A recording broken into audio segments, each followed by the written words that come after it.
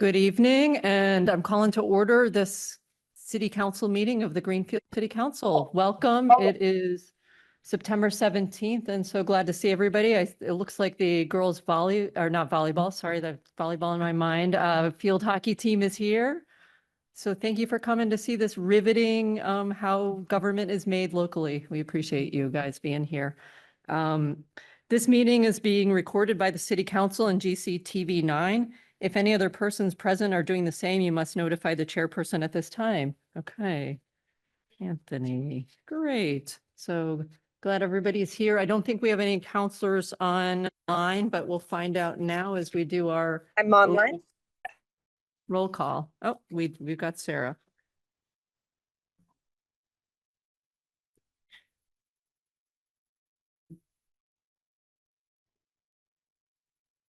Counselor Golub? Here. Counselor Gordon? Not present. Counselor Mastrototaro? Here. Thank you. Counselor Bottomley? Here. Counselor Bullock? Here. Counselor Williams? Here. Counselor Perry? Counselor Healy? Here. Counselor Brown? Here. Remote. Here. Vice President Garrett? I'm here. Counselor Minhas? Is not present. Counselor Toronzo? Yeah, I'm here. President Wondolowski? Yes, President of the council, you have a quorum. thank you. Got two people in the waiting room. Thank you. Great. So our first order of business is a voluntary pledge of allegiance.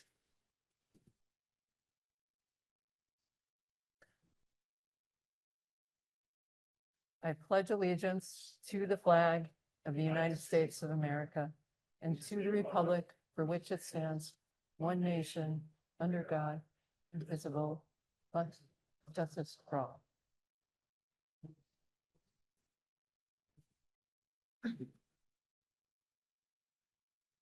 All right, we don't have any minutes from our last meeting to approve, so we're going to move over to the communications from the superintendent of schools and the school committee. So I'll invite the superintendent to come up as well as Member Sexton.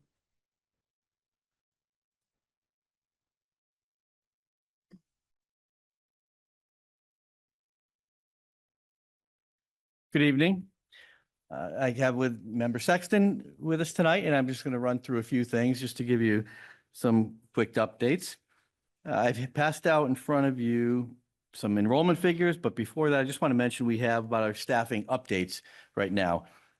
We still have a few needs that we need to fill in our school department right now. We have openings. We are looking for a 7th grade math teacher, a special education teacher at Newton, a psychologist, a business manager, a music teacher at the elementary schools, a few custodians, and a few individual aides.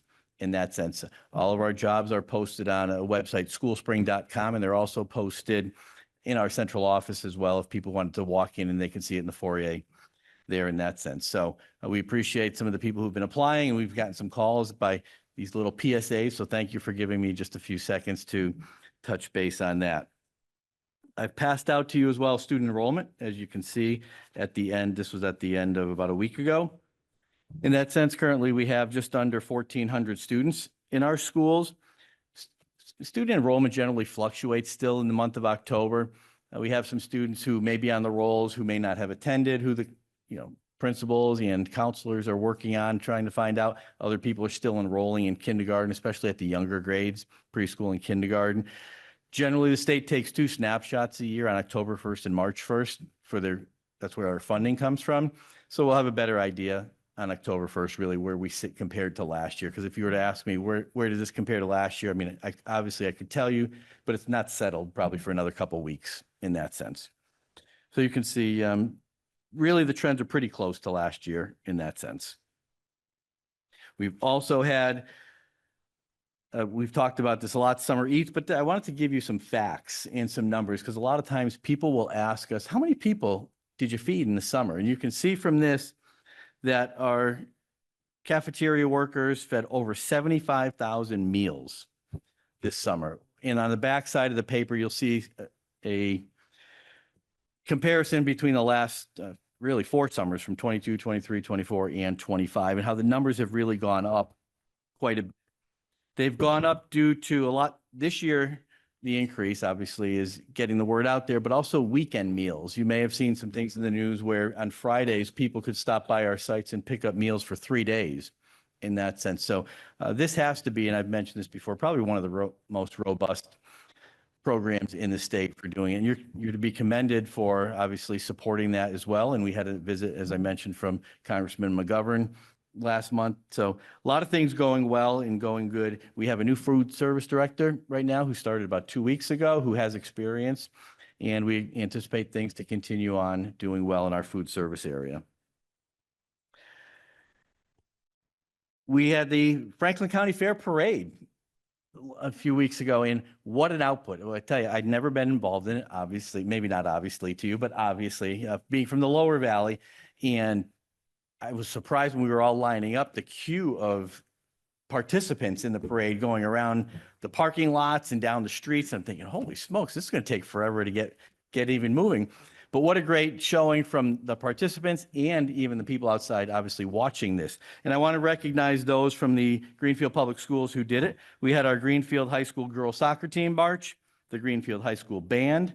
We had the class of 1975 band alumni march in the parade. We had the PTO probably outdid themselves again with a big, nice float of Charlotte's Web. And I'm always amazed at the creativity some people have. I don't have that creativity side of me. My wife has that. I probably have the more mathematical and science side. So there was a great showing on that. And our food service department also had the food truck and van out there, and we're handing out apples, which everybody seemed to love. And we had our administration, some people from central office, and our principals, which was great because all along with that, when I was walking with the principal, I would hear people say, "That's my principal." And they would say, "Hi, Mrs. So-and-so or Mr. So-and-so." So I think we had a great showing, and I think the town did a great job, and obviously walking through the fair afterwards. So congratulations to all those from the Greenfield Public Schools who were involved, and any other, obviously, departments, but I got to take care of the schools in that sense. Some quick update on the elevator. You've heard about the elevator at Federal Street School forever. It is done, completed, inspected, passed all state inspections. So thank you to you, obviously, in the city side for all their efforts and all their funding with that as well, too. But up and running, passed all the state inspections last week. So we are good to go on that.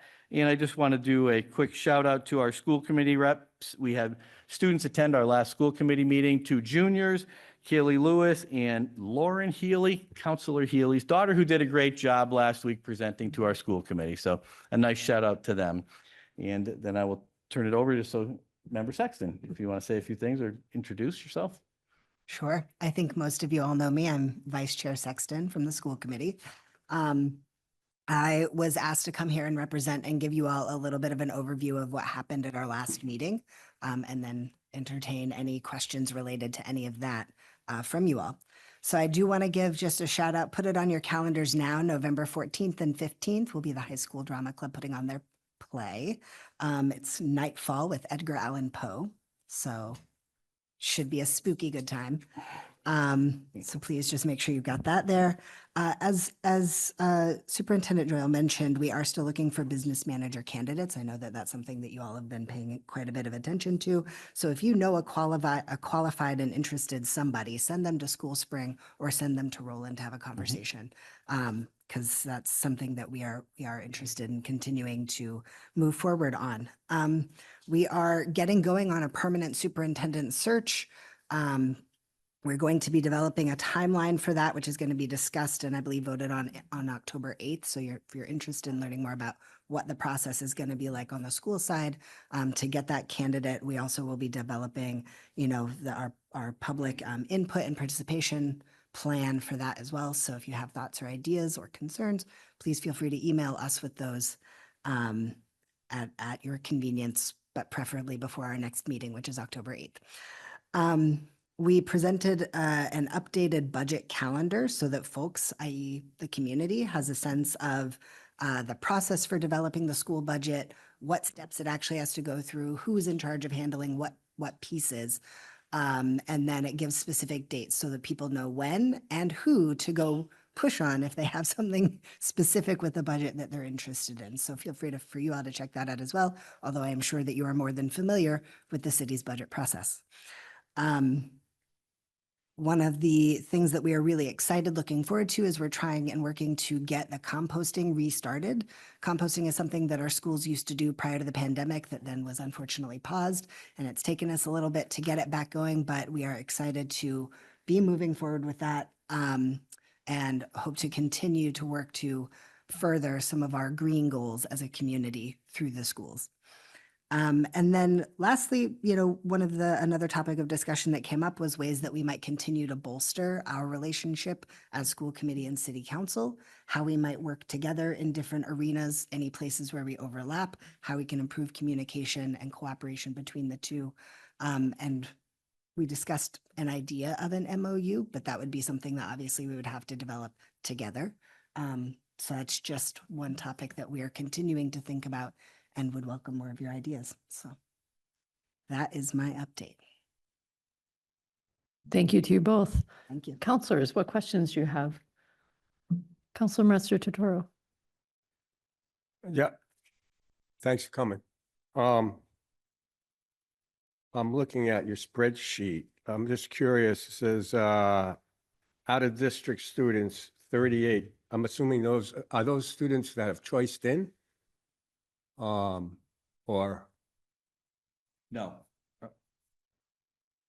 No, those out-of-district students would be special education students who are going to schools that are out of our district that have special needs, and those schools can handle those students, their needs better than we can. okay. Do you have, I'm not trying to put anybody on the spot. I'm just curious. Any numbers as far as kids who have choiced out to other school district and conversely, those who have choiced in? Yes, I do. I don't have them on the top of my head. I did present that to the school committee, I think maybe a month or two ago. I can get those and bring them to you. I was just curious. Mhm. Thank you. Or they're available in the materials and information of the school committee meetings as well. They're also available in the materials from the school committee meeting where Roland did present those as well. So feel free to have a look. Counselor Healy. Yes, thank you for coming. One concern, and I applaud you for your efforts to make Greenfield a more green society, but you mentioned the composting. I want to make sure that we're doing this responsibly. I know that with composting comes rat infestations and other issues that might affect the school and the neighboring community because rats populate very quickly. So last thing we want is critters in our brand new schools or old schools because we're trying to be green. It could be a big issue. So moving forward, I would like to make sure there's a plan in place for dealing with animal infestations from composting. Thank you. Absolutely. Thank you.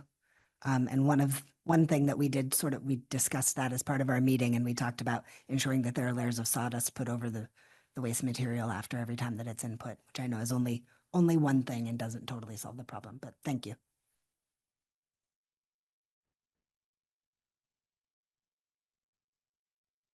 I just had one question.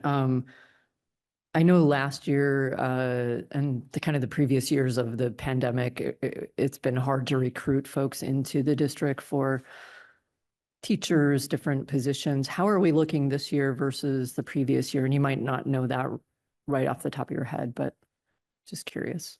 Yeah, I can't speak to the comparison between the two, but I can speak, just when you mentioned it's hard to recruit in our district, it's not just hard in Greenfield. I'm telling you that from knowing the entire Pioneer Valley.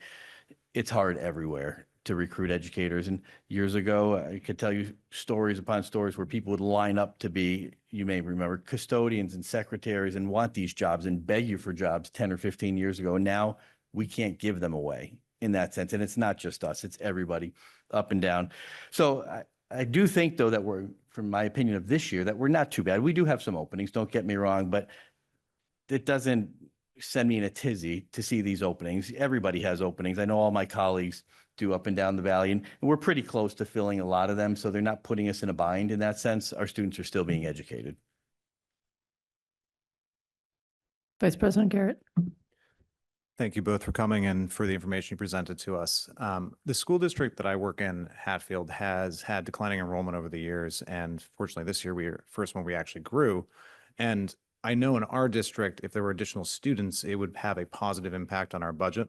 Is that also true in Greenfield, if additional students move to the school district for, say, there's new housing built, or they move in, or whatever it might be?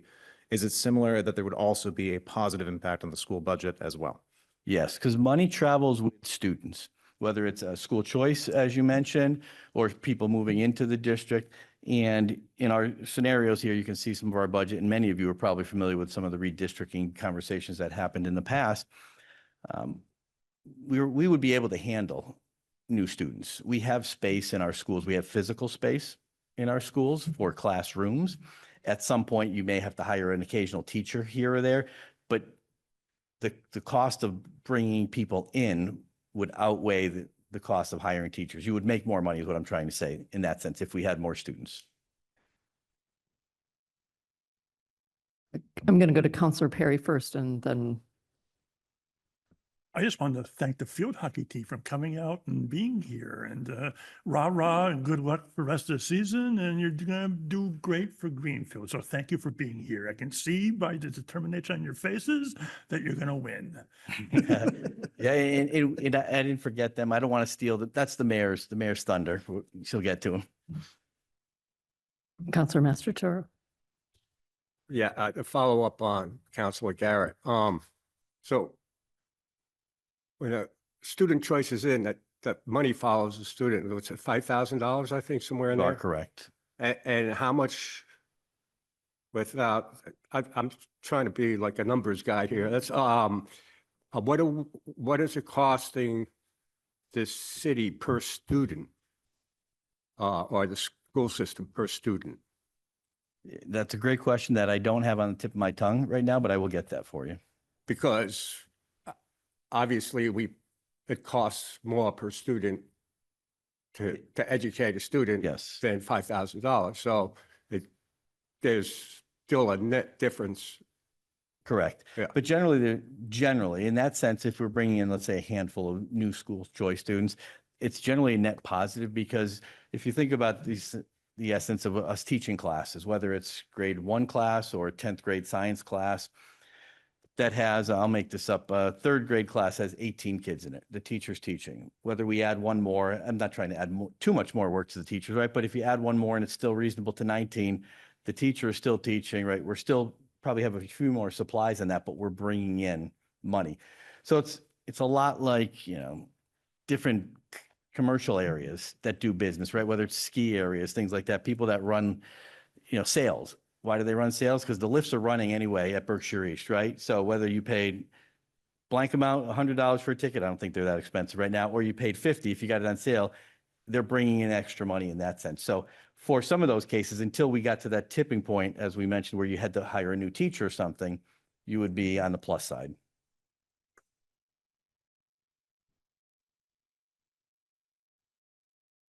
Great, thank you. And I really appreciate the handouts. It just helps us to get the numbers in our heads because we throw a lot of numbers around. So appreciate that. Thank you. Welcome.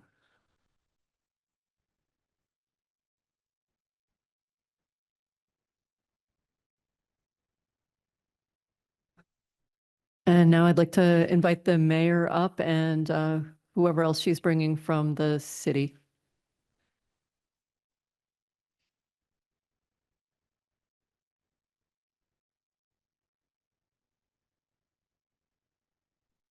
Thank you. Good evening, everybody. So last month, I started a discussion about the floor of the transfer station. Unfortunately, the problems there are far larger than just the floor, which will cost about $500,000 to fix. There is a huge problem with rats. Our DPW and central maintenance teams have been implementing a stronger strategy to eliminate the rats, and there have been some positive results. Ultimately, we need a permanent solution that gives our hardworking DPW employees a safe and clean environment. The rats have already chewed through wires in the old trucks, and we don't want that to happen to the new Swiffer trucks that we're expecting shortly. In the winter, I just learned this. Diesel trucks have to be either inside or plugged into a block heater to keep their fuel from turning to gel. We are exploring locations for power that are further away from the building to keep the trucks away from the rats. I have asked Central Maintenance and our energy director to explore the cost of a new small break room that would be rat-free. We also reached out to the USDA to see if they can assist us with funding. And as always, our legislative partners have been helpful and willing to advocate for us. Paul Newell is here tonight and can answer any further questions on the transfer station. I'm very excited to launch a Citizens Academy. Thank you, Aaron. This is an opportunity for Greenfield residents to get an inside look at how their government operates. It will be a several-week program. We will answer questions like, how do we get clean water? Where do 911 calls go? How do I get a stop sign at an intersection that seems unsafe to me? Each class will focus on a different department or aspects of city government, and some will include a tour of the facility. Space is limited, and the applications will be posted online. By the way, if you are looking to add a traffic sign somewhere, let us know, and we'll be sending that along to Parking and Traffic Commission. I've heard all the concerns about the construction downtown. And we have been working with better communications with Berkshire Gas, et cetera, and their contractors to have more notice of their schedules so we can notify neighbors and businesses. I do want people to understand that there are two separate projects that are happening downtown. Neither one is actually a city project, and we do not control the contractors, but these projects are affecting our businesses and residents, and we're going to bat for them. Today, I was happy to see that the contractor installed a much more accessible sidewalk detour in front of the co-op. And Jonathan Weber, our new communications director, has spent several hours this week talking to these companies and was out today notifying businesses of the upcoming construction schedule as we understand it. We've uploaded a video onto the social media highlighting some of the improvements that the construction company has made at our request. There's a mandatory water ban in place due to the extreme drought conditions.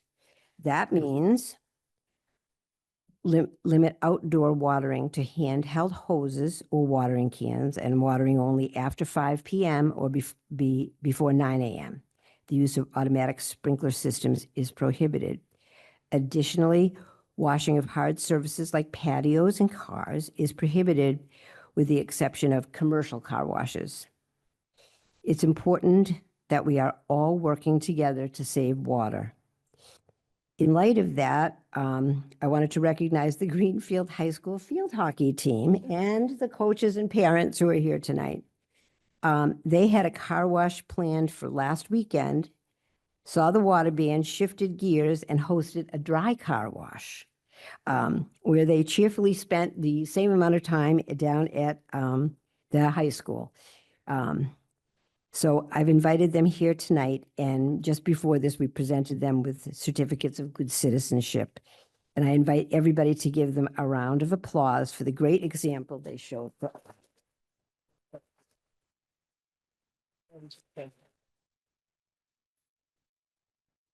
Thank you all. They have a big game this Friday, and we wish everybody luck with that. Thank you. I'm going to turn to Aaron now. Last week, I met with the police chief, the deputy chief, and Family Empowerment, which is an autism family service center run by ServiceNet and the Department of Developmental Services, about the police partnering with Family Empowerment to increase awareness and understanding of autistic people and how they can better police people on the spectrum.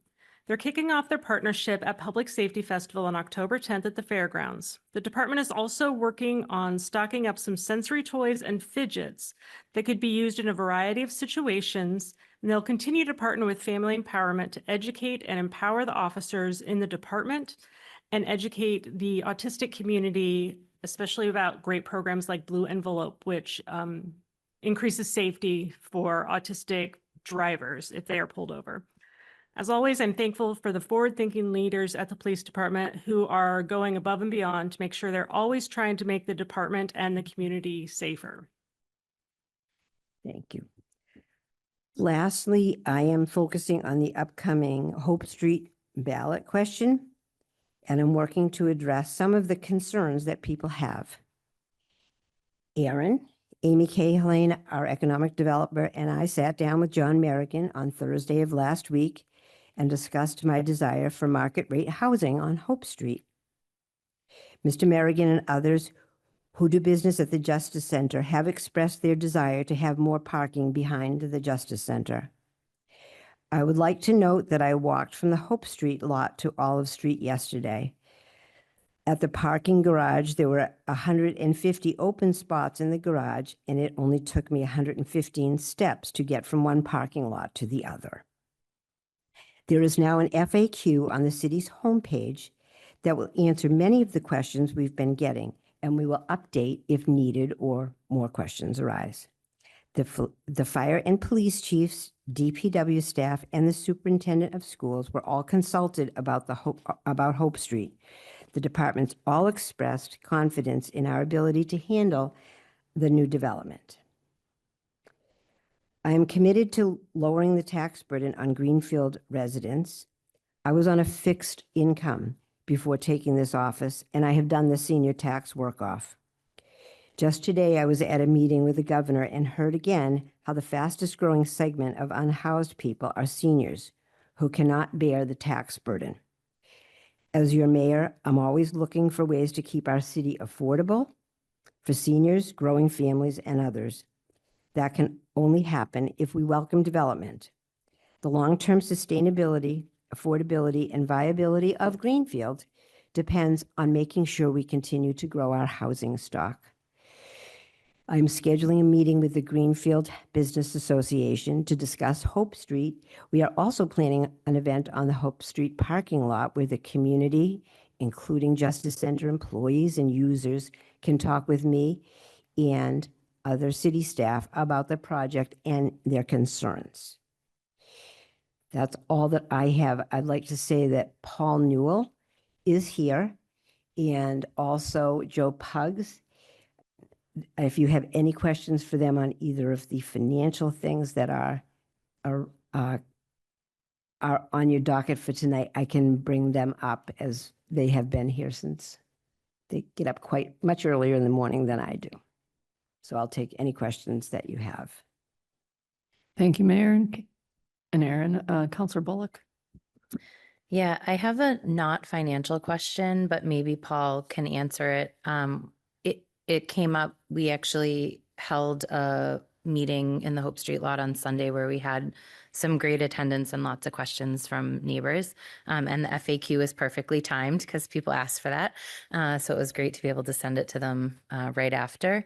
So thank you for putting that out. But the question was about the section of sidewalk that was just redone when you come up under the Russell Street train bridge where we have the new railing, and it still has the blocks, like the big, huge blocks in front of it. And someone asked when those are going to be moved, and I was like, that's a great question. Yeah, we're planning on getting those blocks out of there. It's just been a matter of timing with employees and staffing issues at the DBW. It's on our Awesome. list to get that open for you. Cool. It would be great to open it just because there is kids walking and biking now Yep. that the school started. That's my only question, but thank you so much. And I did go to the DPW and check out the situation there. So yeah. Counselor Perry. The FUQ frequently asked questions about Hope Street on the city website. I got some complaints, and my response was, well, you can't fight City Hall. you know, because it's up there. But I would just ask everybody to be caution about rowing people over and steamrolling the minority of people who don't feel they're being heard. And I think people feel that that was something that just smacks of politics. I know you're just trying to inform the public, but if you read through the FLQs, it's pretty one-sided and people feel like their other side voices aren't being heard. Thank you, Counselor Perry. Vice President Garrett?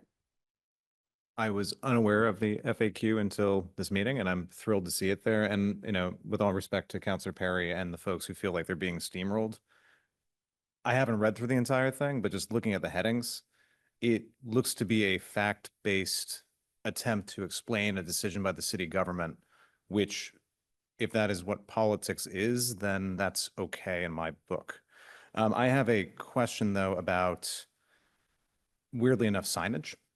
So regarding, I walk my dog past the Hope Street lot all the time. I live on Hope Street. You know, every Friday when Hope and Olive is open, I get to watch the cars driving around searching for parking.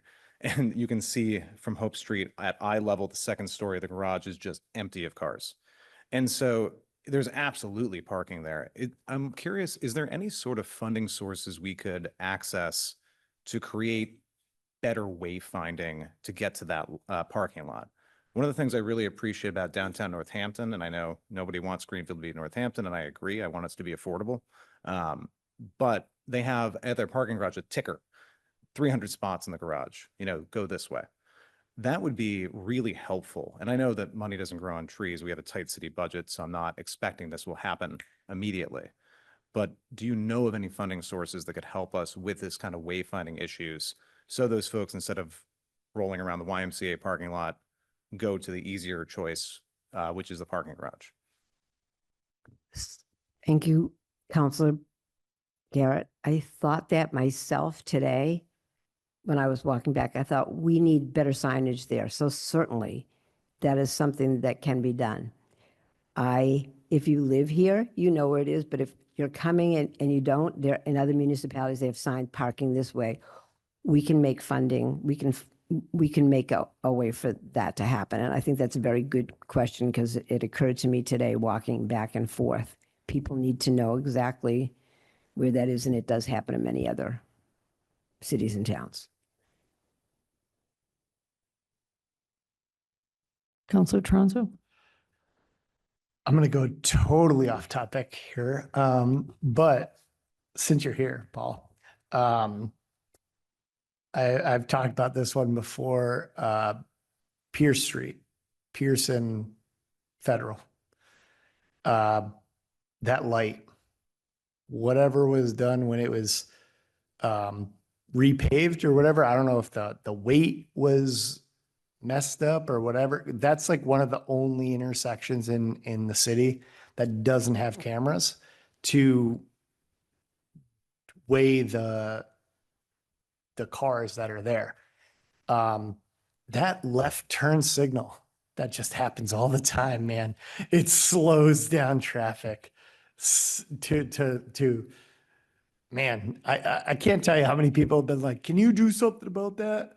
Like, I was like, I can't do anything about that, but I'll bring it up one more time. Can we do something about that? Where I don't know if it was just like the weight of the asphalt on top of it or what we can do to adjust the timing in the little box that's on the corner or something so that it doesn't, like, nobody's in the left turn lane and it will be a left turn green arrow and everyone's sitting there. So I just wanted to ask about that one more time. So I'm going to take that because that's not going to actually fall under DPW. That's going to be under central maintenance. Who's here tonight? Joe Pugs is here tonight. Okay, Pugs, It- it's on you. And Can I just interject? yes, Field hockey, if you guys want to take off, you do Yes. not have to sit and listen about traffic signals. So you're not interrupting us. Thank you for being here. thank you, Laura. Good point. Thank you. Yeah, so, But if you have any intersections you don't like, just tell us. Jon Joe Pugs is in charge of central maintenance, and this is his area of expertise. I do want to say before he starts to answer that, I go home that way at night and have waited there, so it's a good point. Yeah, it's approximately 40 seconds that the left turn signal is engaged. If you turn your, please, turn sorry. yeah. Yep. So the issue at Pierce Peak and Federal is that there are 14 underground buried coils designed to detect the presence of a large metal object. Those induction coils no longer function. They fail for a variety of reasons. Typically, it's frost heave and water infiltration over the years from ground remediation and groundwater gets in. When those coils fault, the MMU, the system that controls the traffic light, defaults to a timed sequence. In the timed sequence, every light gets its turn, regardless of whether there is a car physically present or not. However, it's worth noting that in our 2027 budget cycle, I am submitting a request to overhaul the traffic system at that particular intersection as well as several others in town. So we plan on installing either a radar system or a 360-degree optical camera, which looks at the entire intersection simultaneously and changes based on traffic patterns. Could I follow up?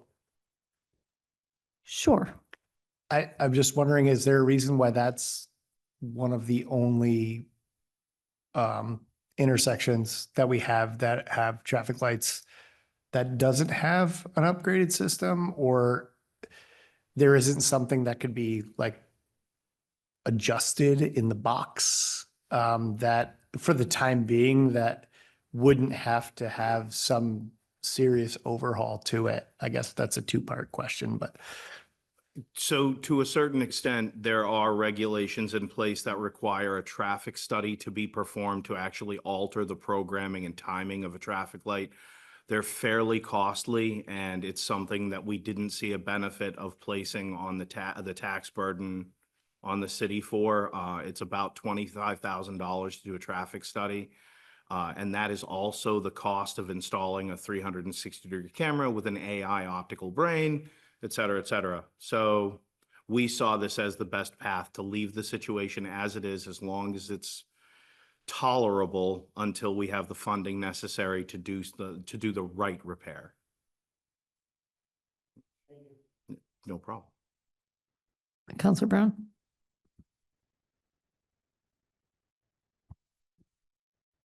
Sorry. Hello.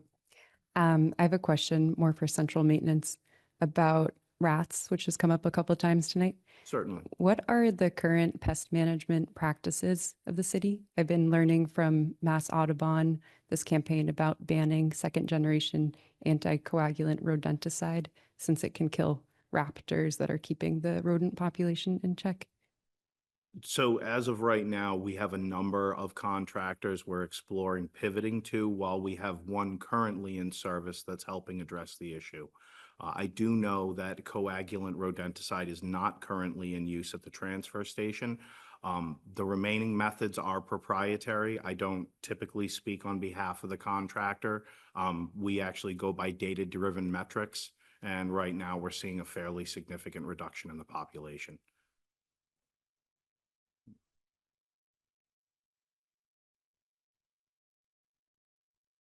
Counselor Golub? I'm wondering if now is a good time to ask about the transfer station, the amount that's being requested for that.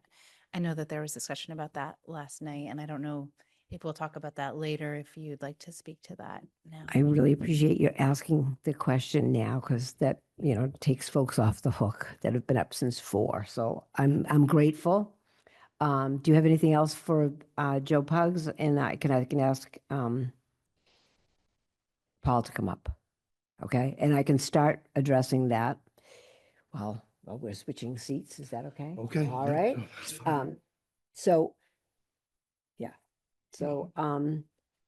So there's the 5-day rule. And so that came up as part of the discussion. We were sort of under the gun or under the whatever to get the figure in a timely fashion. so that it could be published. And actually, I was in Pennsylvania on 2 phones, one in one ear and one in the other. And I'm like, they're going to hold this for, I was supposed to be in by noontime. And this is actually how that went down. And it was like afternoon, and I'm asking, Kathy, could we have a few more minutes? Because I think the engineer was up at, or the person who was up there, I don't know if it's an engineer or not, was up there looking at that. So I was in touch with Stephen, our CFO, at the same time, and saying, as soon as I get the number from Paul, who's meeting with the person, we have to get this to Kathy so that it will be in with the 5-day rule. And at a little bit after 12, we put a number forward. We hadn't heard yet. About 10 minutes later, Paul came forward and said it's probably going to be $500,000 to fix the floor. We went high because of this was really an emergent something. The way people are doing business there right now is not healthy.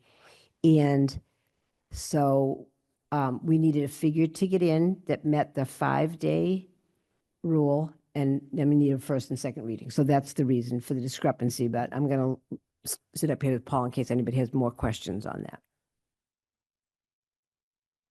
And so my understanding is that there will be a motion to amend to the lower amount. That's correct. Okay, great. Correct. We put in for 800,000. Yeah. And, by 12:30, I think it was, Paul heard 500,000. So there's a motion to amend that downwards. Kathy had explained that to us. She said you can always amend downward, and we needed to get a figure in there so that we had a first reading and a second reading. So we're trying to get the job done, and that's exactly how it went down. It actually was kind of amusing, but thanks for the question. Thank you.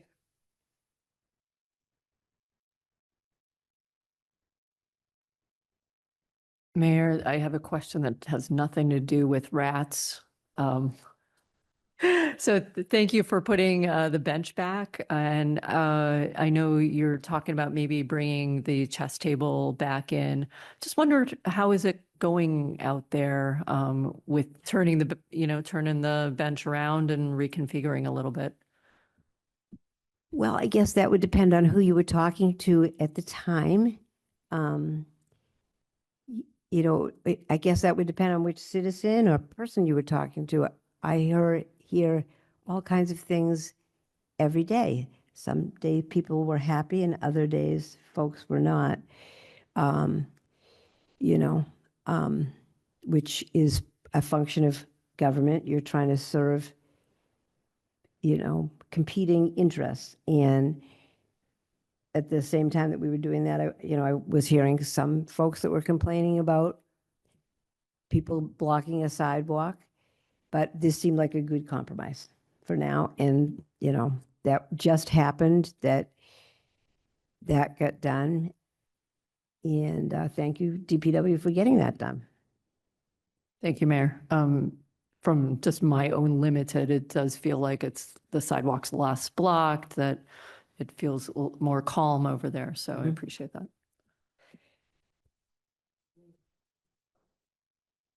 Sorry, I missed this in my earlier one. I just wanted to share, since it was brought up, the signage for the garage, that 3 of the ideas that came up, or things that came up at the community meeting that we had this weekend. One was a sign on the corner of Hope and Olive Street that says parking garage this way. And then the other was 2 more handicap spots down the other end, like by the Salvation Army, that end of Hope Street, or that end of the block there. And then the other thing that came up was, and actually my daughter reminded me of this, that when that was a parking lot many years ago, because she used to walk to the middle school that way, there was on more than one occasion, a car that drove through the barrier and off the edge of that 5-foot drop there. I remember 3 times in the amount of time that I've lived there. So the question that came up is, there's the cost to resurface and deal with the lot itself, but has a cost been figured in for a barrier that's beyond just the wood barrier that's there, because that wasn't effective for stopping a car going forward instead of in reverse, which seemed to happen. Right. I mean, I've been there 16 years. And it hasn't been a parking garage in at least, or parking lot in at least 4 or 5. So I know you don't have a number for that, but that just came up in conversation. I definitely don't have a number for that. And when we got a rough estimate, which was, was in a meeting that I had with both Paul and Glenn Robinson, that was bottom line. It would be at least 400,000. I think it actually would be more than that, but I didn't want to overestimate on something for fear of what Councilor Perry said. It's no sense politicizing that. I don't know what it would cost to put a barrier there. I do know that all kinds of things can happen. We have one at the end of Chapman Street where I think the house was hit 8 times. So it's, when something like that happens, it's definitely time to look at it and see what else we can do. So, yeah, have not. And I will get back to you on, I have 2 folks here that I have to answer back that I was just getting ready for tonight.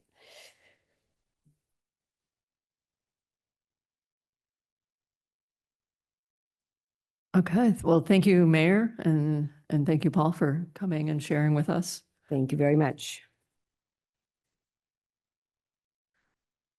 Counselors, we don't have a regular city department. We were supposed to have Senator Comerford tonight, and her schedule got out of whack, so she'll come back, and we weren't able to switch to our regular schedule of having other departments speak to us. So just wanted to let folks know that's why we don't have additional folks. So maybe that's a little extra time tonight to eat dinner. Who knows? So now we're going to move to the public comment period. So I just want to let folks know, if you haven't signed up for public comment and want to, put your name in, and each person is going to have 3 minutes, and you need to state your name and where you live. All right.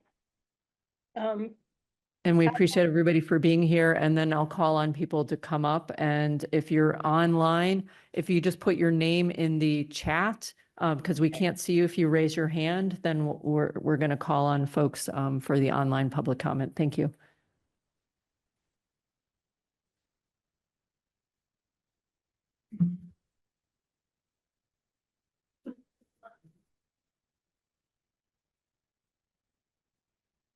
All right, thank you, Tammy. So first up, I've got Paul Javelin.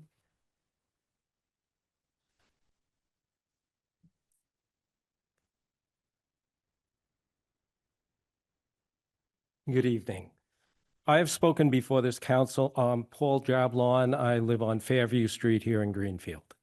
I've spoken before this council many times over the years, and I believe this is the easiest topic I have ever asked the council to consider.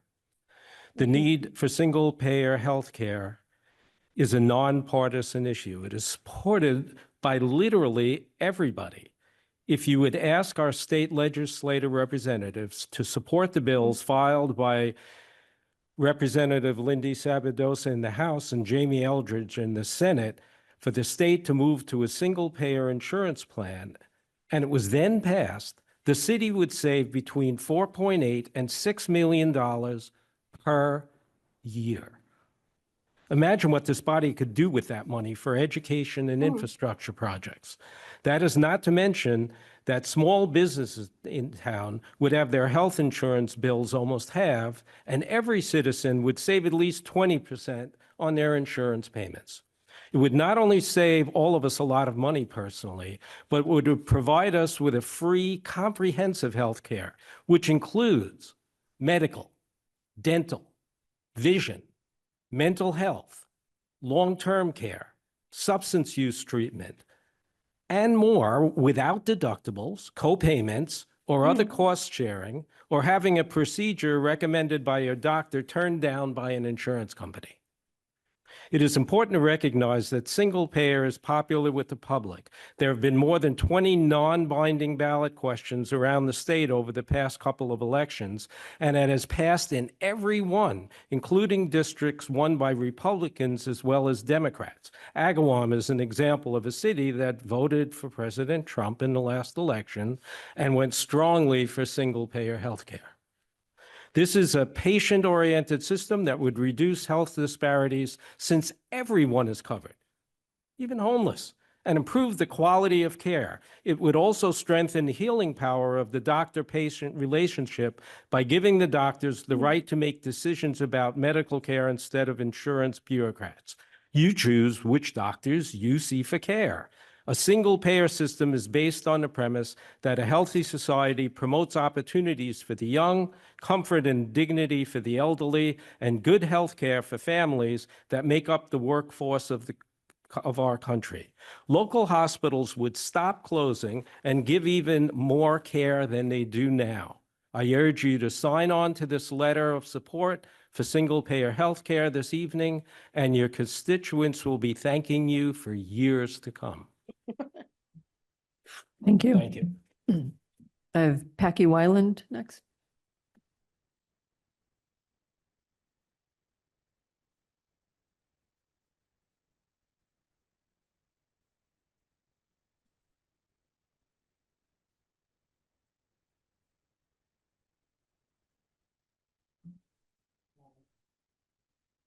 I'm Packy Wheeland and I live at 54 High Street here in Greenfield. I could just basically say ditto, but I just want to add that that we all know that the cost of healthcare through the city's schools and across the Commonwealth has skyrocketed this past year, which is just really outrageous and criminal.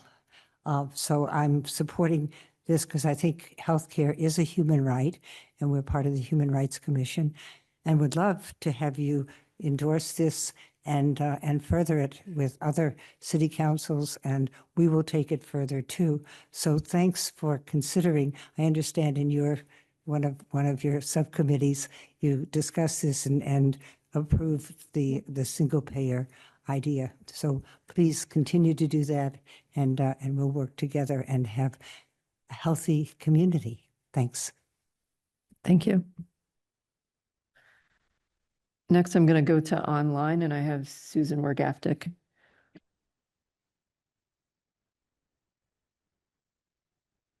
Thank you. I also want to support the council working on the single payer project and making sure that that we actually can talk about this in a reasonable way and move it forward. We've been working on this for years and years and years. I think the first time we talked about this was during the Bill Martin administration. So this is not new, but it would be an incredible benefit to both the employees of the town, to the residents of the city, and to the city's economy itself. And so I urge you to support it. Thank you. Thank you. Judy Atkins.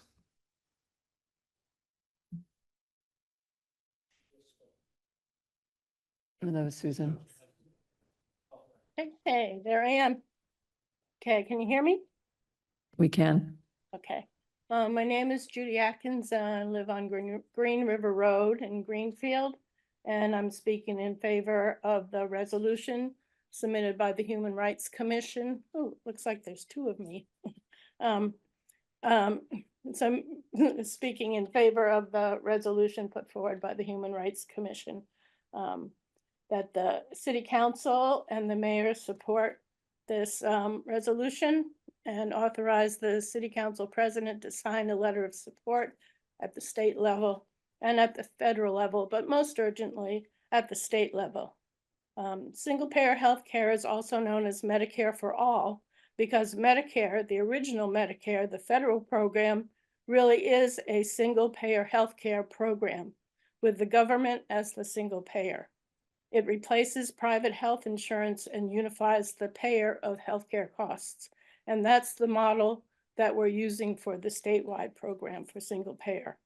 And that way it would provide coverage for all Massachusetts residents.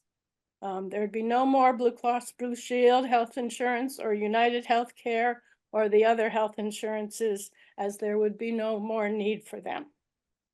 And this would eliminate the need for private health insurance now paid by cities, towns, and the employees. This would save everyone hundreds, and in the Greenfield case, millions of dollars, and the coverage would be better. For instance, if the bill passed, we would also be able to negotiate drug prices. That would be a big step forward for everybody. That would be a huge thing. And the price of pharmaceuticals is a major part of people's healthcare worries and concerns. Many cities and towns across the region saw insurance increases of between 10 and 12% at budget time. The biggest cost increase was in the school budget, as they have the most employees. These increases meant that cities and towns had to make cuts where they would have liked to have made increases. I'm sure you're all aware of this.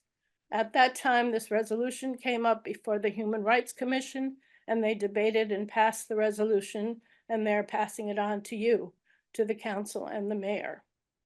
Individuals who do not have employer coverage have seen their individual premiums increase by 10 to 14%. I belong to the statewide organization called MassCare, the Mass Campaign for Single Payer Health Care, and we have a bill in the state legislature that is now stuck in the Joint Healthcare Finance Committee, and they probably won't report it out. And instead, as they do every year, they just send it to study. So we need, every push that we can, including from all the cities and towns, to get that bill sometime reported out to the full legislature. So I urge the council and the mayor to endorse single payer and inform all our representatives of your support. This letter would also join other letters to inform them. Thank you. Okay, Matt, let's work together to reduce costs and increase healthcare coverage. Thank you. Thank you so much. And then last, I have Doug Selwyn.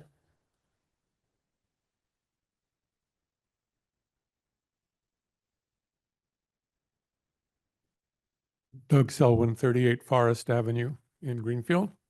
Thank you for listening.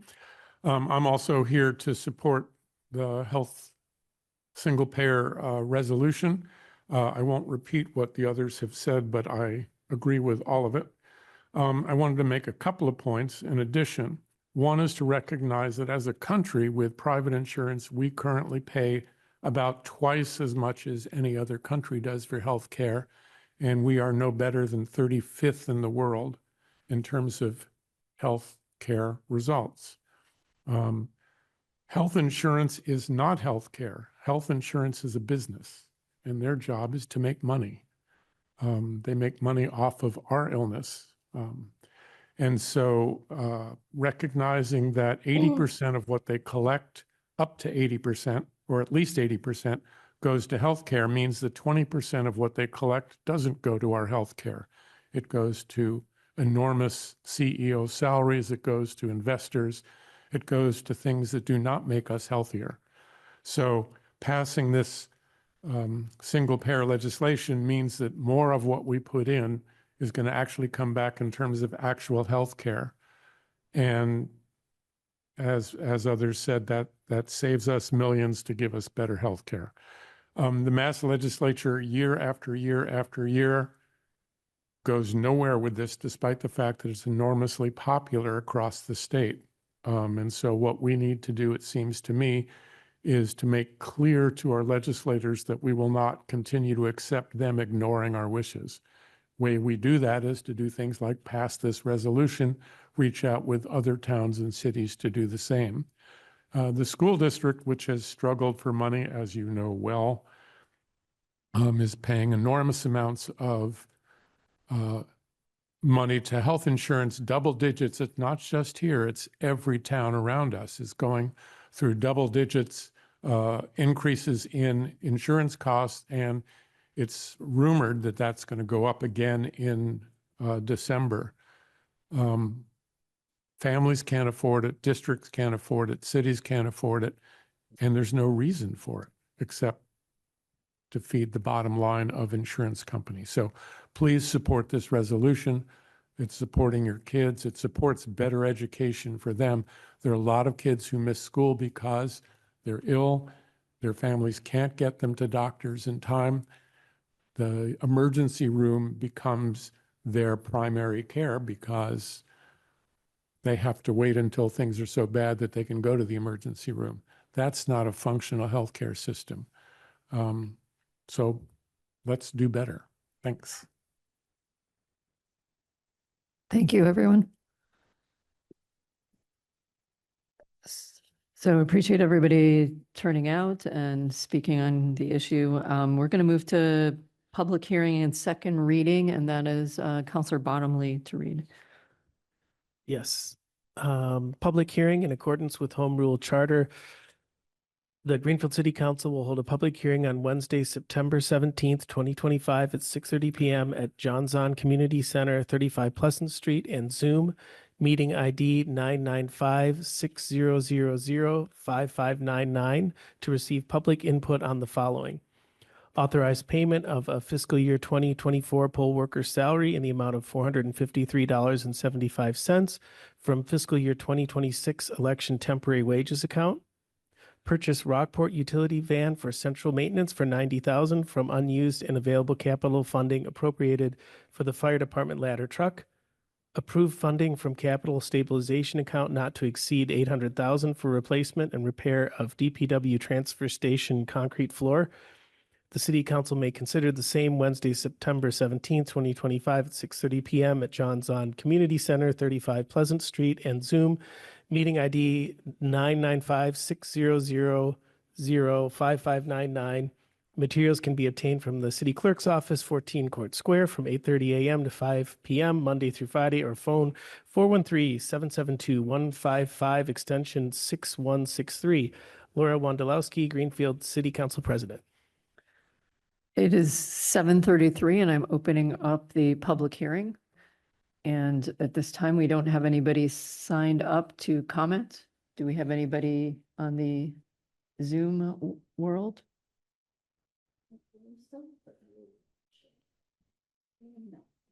All right, 7:33 and I'm closing the public hearing. So now we'll move to motions, orders. Oh, sorry, we've got to do the second reading. The City Council second reading, September 17th, 2025. Authorized payment of fiscal year 2024 poll worker salary in the amount of $453.75 from fiscal year 2026 election temporary wages account. Purchase Rockport utility van for central maintenance for $90,000 from unused and available capital funding appropriated for the fire department ladder truck. Approve funding from capital stabilization account not to exceed $800,000 for replacement and repair of DPW transfer station concrete floor.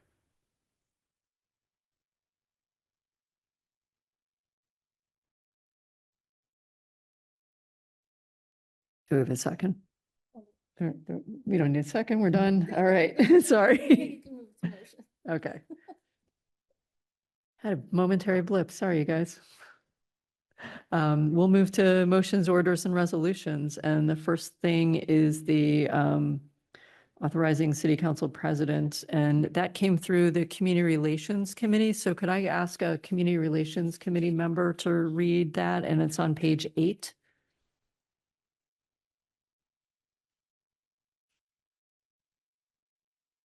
Councilor Brown? Order number fiscal year 2622. The City Council moved that it be ordered that the Greenfield City Council authorizes the City Council President to sign a letter calling for the state representatives and governor to support single-payer healthcare in Massachusetts and federal representatives to support single-payer healthcare for the country, as in the attached resolution titled, "A Resolution from the Greenfield Human Rights Commission asking the President of the City Council and Mayor to sign onto a letter calling for our state reps and governor to support single-payer healthcare in Massachusetts and our federal representatives to support single-payer healthcare for the country. Also to encourage surrounding towns and cities to sign on to the resolution." whereas the Greenfield Human Rights Commission is charged with ensuring the human right, the health of all of Greenfield citizens, and whereas the current private insurance-based healthcare system in the state and country not only leaves many of these citizens underinsured or underinsured with deductibles and copays, and allows the insurance companies to turn down necessary procedures prescribed by physicians, and whereas a number of hospitals in the state have closed or cut back services because of this current healthcare system, and whereas Greenfield is paying an unnecessary $5 million per year in insurance costs to this system in order for the insurance companies to make unconscionable profits, now therefore be it resolved that we request that the Greenfield City Council and the mayor both endorse the attached letter supporting single-payer healthcare for Massachusetts and for the United States. In addition, that once this is endorsed, that the Human Rights Commission will contact the governmental bodies and mayors of towns and cities in the Pioneer Valley and suggest that they sign on to this resolution as well. Majority vote required. Thank you. Do I have a second? Second. So this came out of community relations, and it was unanimous. And I know they keep calling it a resolution, but it's not a resolution. It's to allow us to sign on to a letter. So slightly different, but just wanted to clarify the nature of the language. And I don't know if Counselor Brown or Counselor Williams just wants to comment. We had a good discussion of this in community relations. If you want to make any comments, or Counselor Perry. Well, I just want to say, in terms of understanding this, everything that was said tonight by public comment was pretty strong and echoed a lot of the discussion that's been held generally with people. And that, you know, if you think that healthcare is a human right, which I do feel pretty strongly about, and that we can look at this and look at the level of savings that this is going to create, both financially and in terms of lives, I think it's a pretty straightforward question. And I encourage my colleagues to support this. Counselor Perry? Well, you know, we want to encourage our boards and our committees and our commissions to do the work for us. And as a former Human Rights Commissioner, I want to thank the Human Rights Commission for stepping up and doing this and doing the work and doing the research. And the way they presented it to us at the Community Relations Committee and the way it was presented by representatives tonight, to me, it just seems like it's a no-brainer. Yes, medical, single payer is a human right. And so we want our human rights to be acknowledged, and we appreciate the commission's work in doing that for us.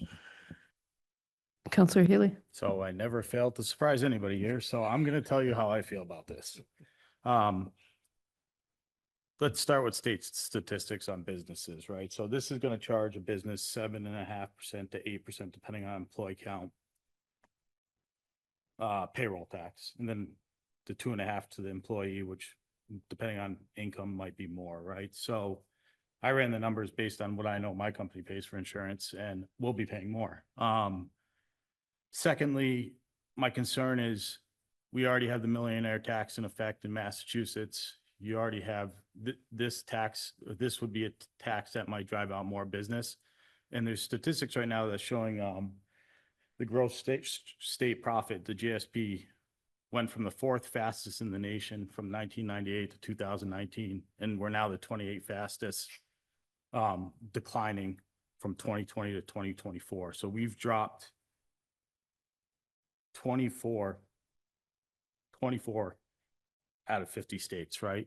So my concern here being that what our new business is going to do, and there's a lot of issues that tie into why businesses are leaving Massachusetts. One of them is obviously affordable housing, right? Concern here is, you're going to have businesses in Massachusetts to pay the 8%. So that's one concern from that side. The pros and cons, like when you have a single paying healthcare system, is longer wait times. You're also trusting the government to run the healthcare system, and I don't think the government's good at running anything. So there's another issue. You're putting your faith in the government, who's going to have to staff and pay money to staff all these areas to oversee this department, right? So you're spending more taxpayer dollars to have the government oversee this. And then when you eliminate competition in any sector, no matter it be healthcare, any private sector, you eliminate innovation. You have the private sector is more likely to spend private money to find new technology in the medical field than the government's ever going to do, right? So those are my concerns. I'm going to vote no against this, but I just wanted to voice my side. Thank you. Anybody else want to comment before I come to Counselor Perry again? Okay, Counselor Garrett and then Counselor Golub.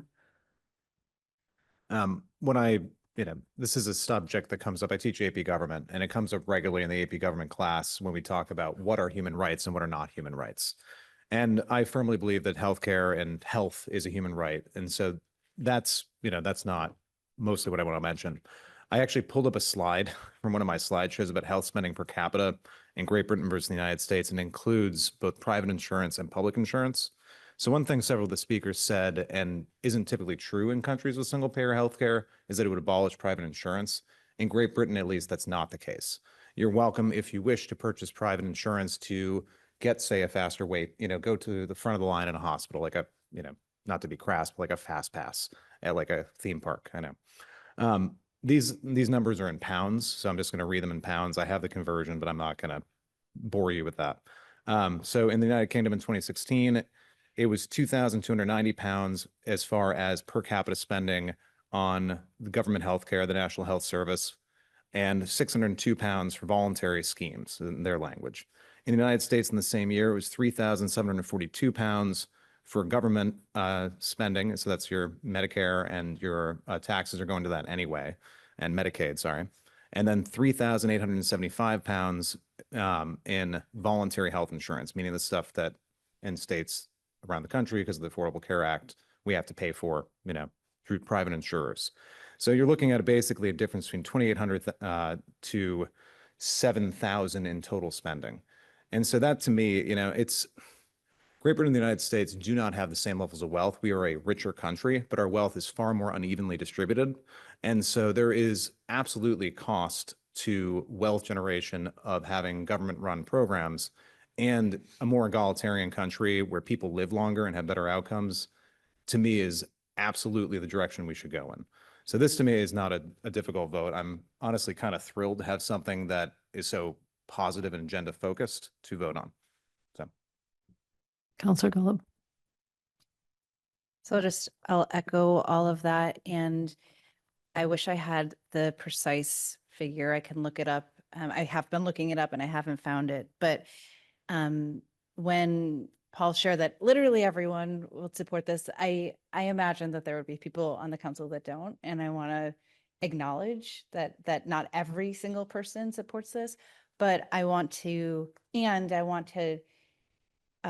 remind us that there was a vote in 2022 that in the second Franklin about whether or not we wanted to encourage Susanna Whips to vote for this. And I know that it was a large majority. I don't know the exact number.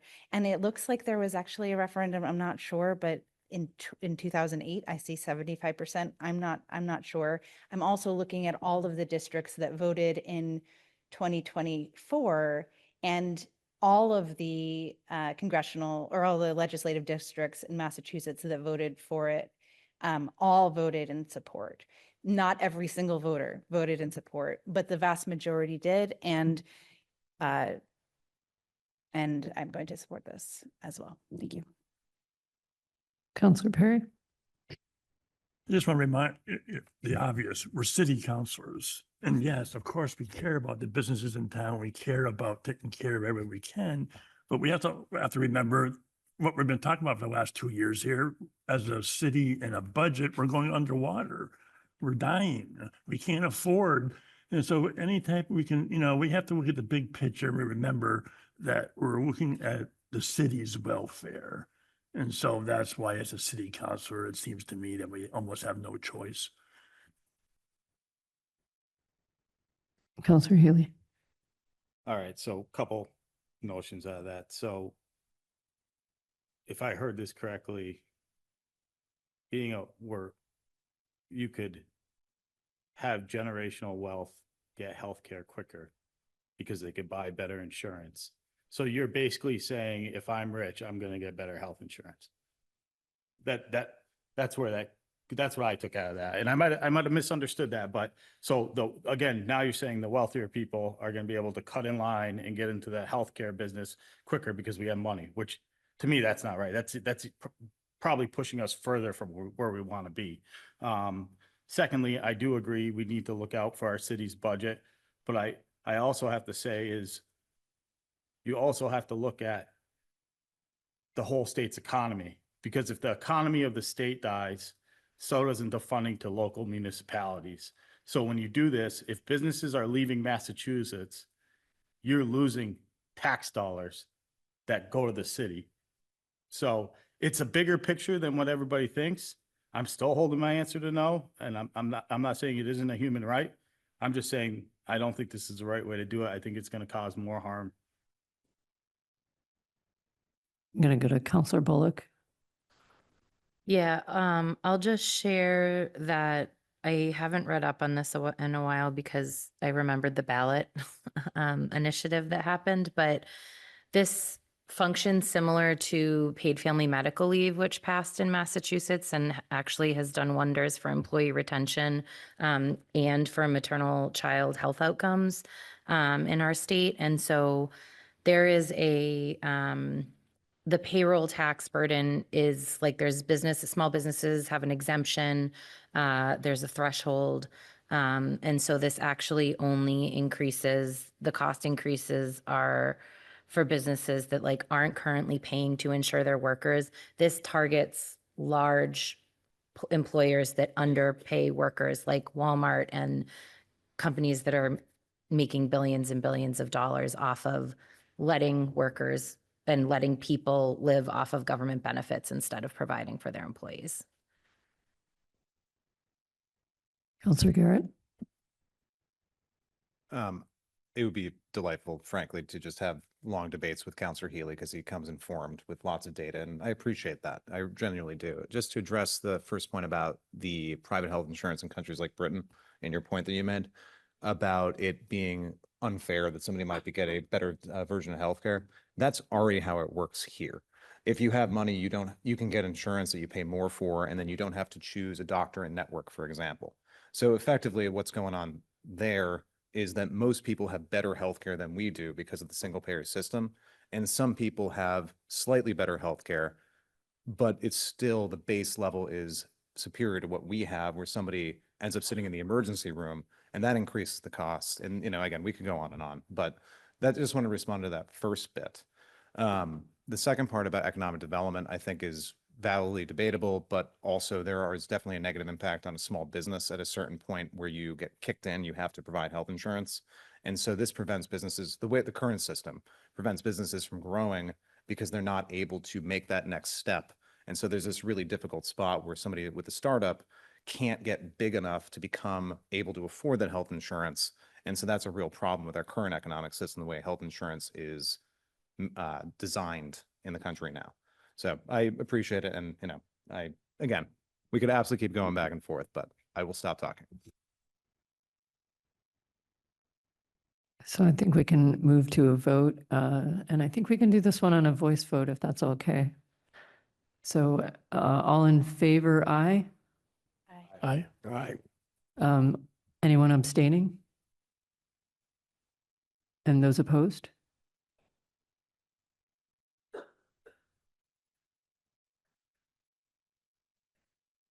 Okay, the motion carries. I know that Tammy's doing the math. All right, so let me just switch pages. All right, so we're going to mayor's appointments, and that would be Counselor Golub.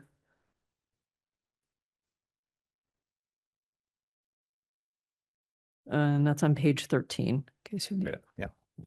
All right. Order number FY 26-037. The City Council move that it be ordered that the Greenfield City Council, pursuant to Charter Section 2-10, affirms the following appointments by the mayor to the following: Crossroads Cultural District Committee, Bella Lavavi, term to expire December 31st, 2026, short term to maintain staggering terms. Michael Lentz and Sarah Robertson, both terms to expire December 31st, 2028. Greenfield Local Cultural Council, Hannah Rickschaffen, term to expire December 31st, 2028, majority vote required. Second. This received a positive unanimous recommendation from the committee. Any questions or comments? All right, all in favor, say aye. Aye. Abstentions? Opposed? Motion carries. All right, so I think the next one is also A and O. I can do that one. It just took me a moment to reopen up my agenda. Okay.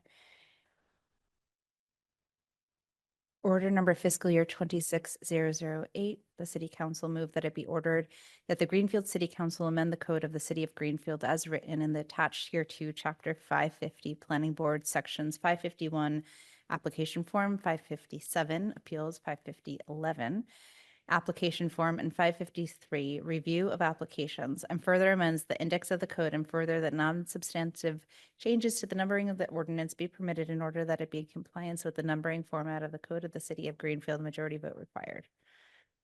Second. And this received a positive unanimous recommendation. Can you give us a little bit of the background? Just want to. Would you like to do that? Thank you. So this amendment to the code came from the planning department. So Director Tuareg originated these, and I have an email from him, which I can read briefly. The proposed amendments to the general ordinance are what I call housekeeping amendments. For example, the Greenfield Montague Transportation Authority no longer exists. The word town was replaced by the word city. Department of Planning and Development no longer has a permits manager, so that was amended Department of Planning and Development. Meetings are now held at City Hall, so the location was amended. The amendment under Section 557-7 appeals was done to match the zoning ordinance amendment that was adopted several years ago relative to appeals under the site plan review and approval section of the zoning ordinance.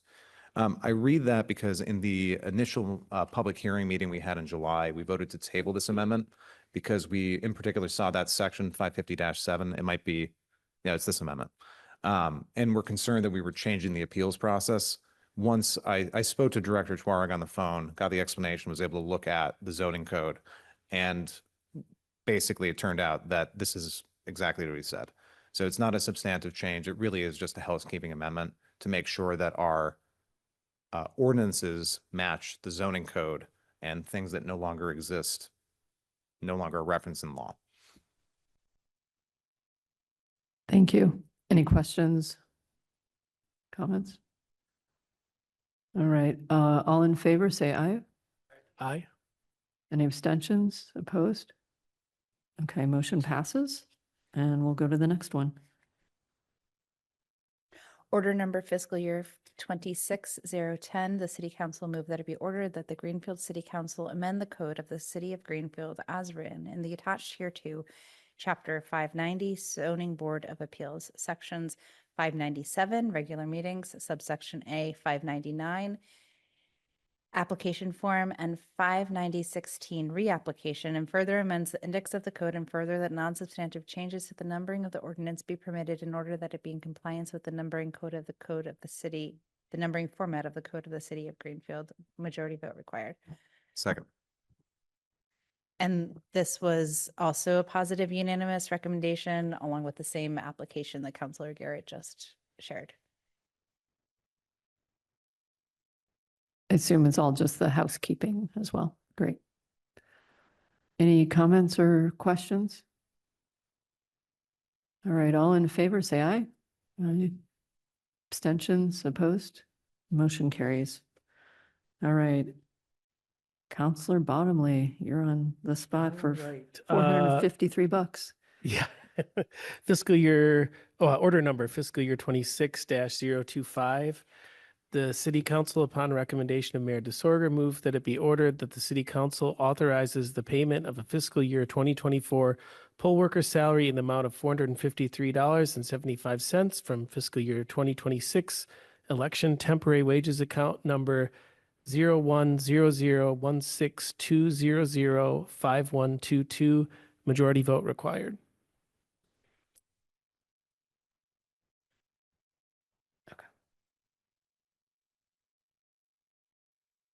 And this got a unanimous positive from the committee. It's an old bill. So of course we have to pay the work done. Makes sense. Any comments? All in favor? Aye. Abstentions opposed? None? Motion carries. All right, next one. This is order number FY 26-026.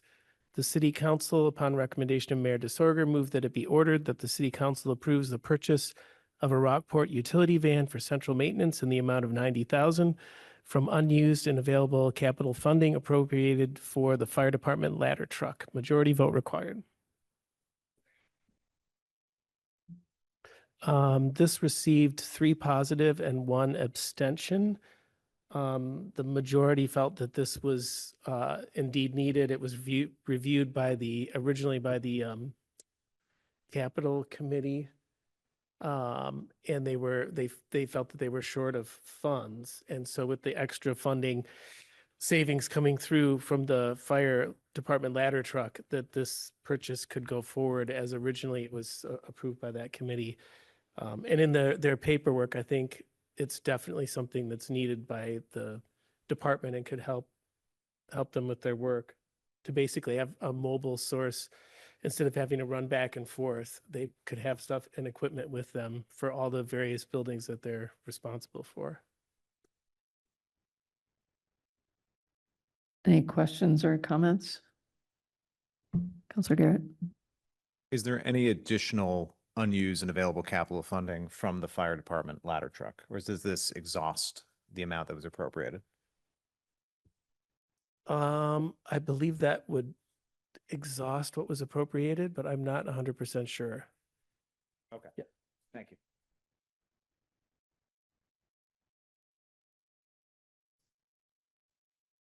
So this would leave us, if there was something else, we can't do it. Do you know how long this has been kind of a deferred idea, unfunded?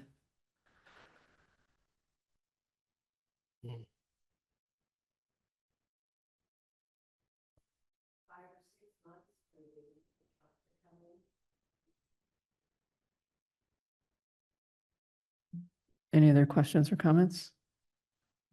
Councilor Masters-Toro. I've seen what those guys have been driving around in. I know one of their vehicles is a bucket truck, which is absolutely useless for the work they're doing.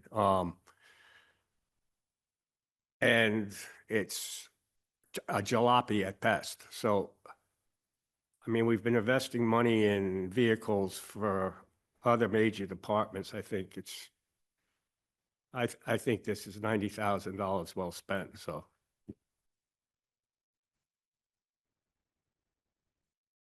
All right, I think we can move to a vote. All in favor, say aye. Aye. Any abstentions? Anyone opposed? Aye. Okay, the motion carries. Councilor Bottomley Order again. number fiscal year 26-032. The City Council, upon recommendation of Mayor DeSorger, move that it be ordered that the City Council approves funding from the capital stabilization account not to exceed $800,000 for the replacement and repair of the DPW transfer station concrete floor. Majority vote required. And this also received unanimous recommendation as a obviously unsafe situation that needs to be remedied right away. And as said earlier, we also voted to amend this to 550,000 to leave just a little bit of room, but it sounds like it'll be right around 500,000. So that money isn't held when it's not needed. Do we need to then get an amendment offered? Or does this carry with an amendment? Councilor Torrance?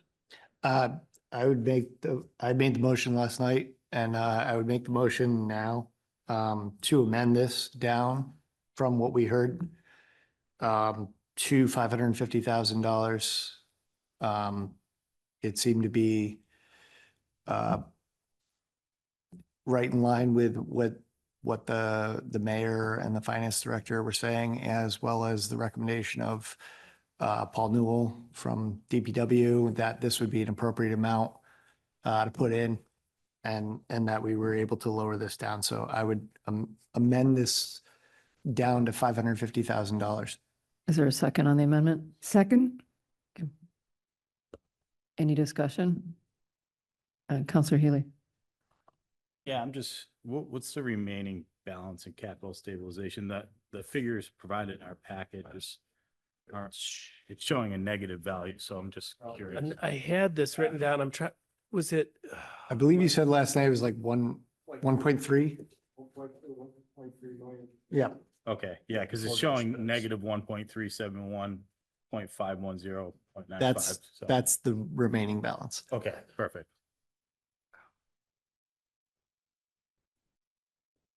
Any other questions? All right, all in favor of the amendment, say aye. Aye. Any opposed? Abstentions? Okay, motion carries. And now we will vote on the motion as amended. So all in favor of the motion, say aye. Aye. Aye. Abstentions? Opposition? Okay. We have a new floor. All right, and then the last order of the evening is a central commercial district, and that is Counselor Healy. Order number FY 26-038. The city council move that be ordered that the city council of Greenfield amend the zoning ordinance, chapter 200, section 200-14, central commercial district CC subsection B, uses permitted, paragraph 18, multifamily dwelling in accordance with 200-40B 1 and 4 through 9, to add the following language in bold. Multifamily dwellings in accordance with 200-40 subsection B 1, 4 through 9. All multifamily developments within the following areas of the central commercial district shall be mixed residential and business uses. Main Street from Fort Square East to Franklin Street, Federal Street from Main Street to Pleasant Street, and all of Bank Row. And further amends that the table of contents and index of the code, and further that non-substantive changes to the numbering of the ordinance be permitted in order that it be in compliance with the numbering format of the code of the city of Greenfield. Is there a second? Second. This was a positive unanimous decision in EDC, and we actually had all 5 members there that night, so it was a great night. It really was. So there was previous talks, I'd been asked to bring up in the meeting, maybe getting the palette to like shrink this down to, I believe it was Conway Street. And there was some concerns raised there that, the lot next to Ryan and Casey's would be kind of out of this area if we did that. And everybody seemed to be fine with it either way. So I'm suggesting we just keep it as is and not amend it. But that was pretty much it. Any further comments? I know that we've talked about this previously, so we don't need to beat the horse if we don't need to beat the horse tonight. Counselor Garrett. I promise I won't beat a horse.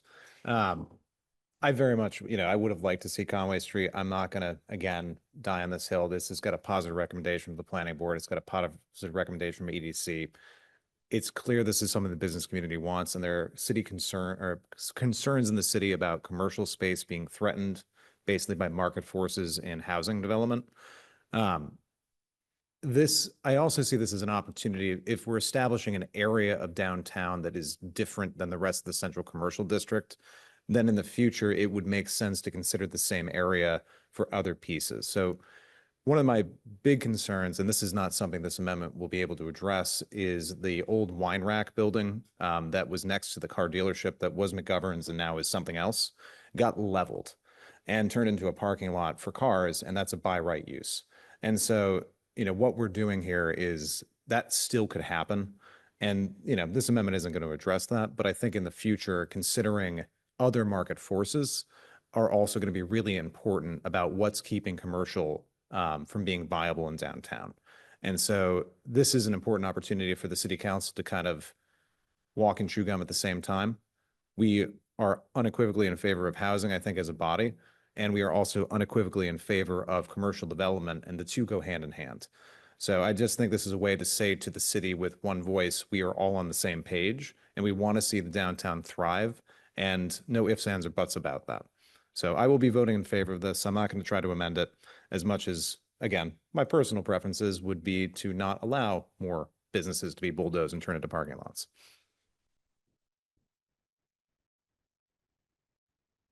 I don't see any other hands, so all in favor, say aye. Aye. Any opposed? Abstentions? Motion carries. All right, so presentation of petitions and similar papers, none. Report of the committees, nothing. Unfinished business, nothing. Old business, not tonight. New business, don't have anything. Any motions for reconsideration? I'll take a motion to adjourn. Second. All in favor? Great. It is 8:07 and we are adjourned. Congratulations. We'll see you at the People's Pint.